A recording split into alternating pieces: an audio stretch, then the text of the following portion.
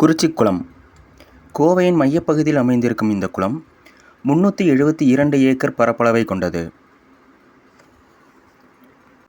இது சோழர்கள் காலத்தில் வெட்டப்பட்டதாக நம்பப்படுகிறது.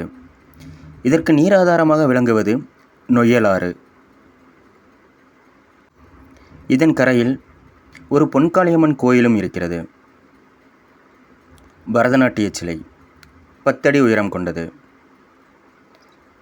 தமிழ் கலாச்சாரத்தை பறைசாற்றும் வகையில் இது போன்ற பல அழகிய சிலைகள் கரையெங்கும் வைக்கப்பட்டிருக்கிறது. ஏறு தழுவுதல்.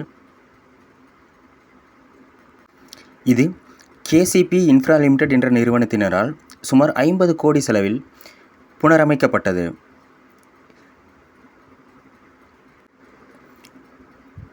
சுமார் 5 கிலோமீட்டர் சுற்றளவில் 4 மீட்டர் அகலத்தில் நடைபாதை அமைக்கப்பட்டிருக்கிறது. இதன் நடுவே ஒரு பறவைகள் தீவும் இருக்கிறது. நல்ல வெயில் காலம் என்றாலும் நீர் நிரம்பி வழிகிறது. நீர்வளம் காப்போம்.